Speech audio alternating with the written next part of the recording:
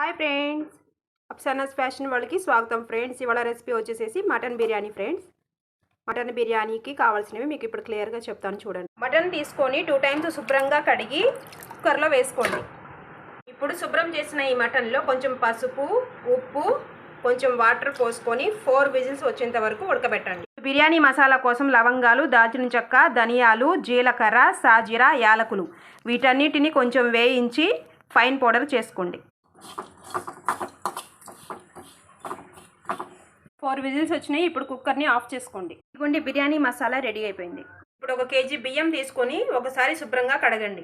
కడిగిన బియ్యంలో వాటర్ పోసుకొని ఇలా నానబెట్టుకోండి. ఇప్పుడు టమాటాలని, పచ్చిమిర్చిని, కొత్తిమీర, పుదీనా, ఉల్లిపాయలని ఇలా కట్ చేసి పెట్టుకోండి. అల్లం వెల్లుల్లి మసాలా, మనం తయారు చేసుకున్న ఈ మసాలాని కూడా రెడీగా పెట్టుకోండి. వెలిగించి దబ్రాలో ఆయిల్ పోసుకోండి. కొంచెం నెయ్యి కూడా పోసుకోండి.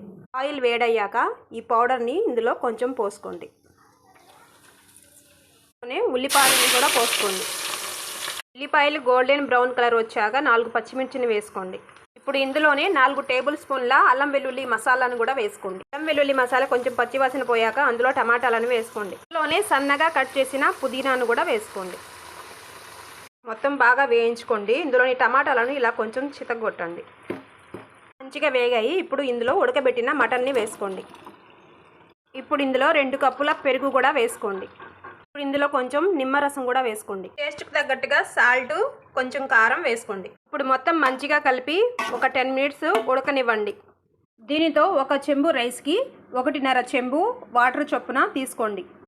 2 చెంబుల బియ్యానికి 3 చెంబుల వాటర్ తీసుకొని నేను స్టవ్ వెలిగించి వేడి చేస్తున్నాను. గ్రేవీ వచ్చింది కదా, ఈ గ్రేవీ అయిపోయేంత వరకు ఉడకబెట్టండి.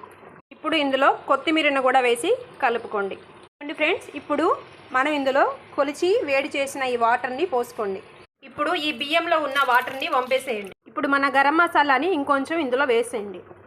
ఇందులో వాటర్ వంపేసిన ఈ బియ్యాన్ని వేసుకోండి. ఇప్పుడు మొత్తం మంచిగా కలిపి ఒక 15 మినిట్స్ ఉడకనివ్వండి. ఇదిగోండి ఫ్రెండ్స్, మన మటన్ బిర్యానీ రెడీ అయిపోయింది. చూడండి, పొడి పొడిగా మంచిగా వచ్చింది రైస్ కూడా. నా వీడియోస్ నచ్చితే కనుక ప్లీజ్ సబ్స్క్రైబ్ చేసుకోండి, లైక్ చేయండి, షేర్ చేయండి ఫ్రెండ్స్. Thank you friends.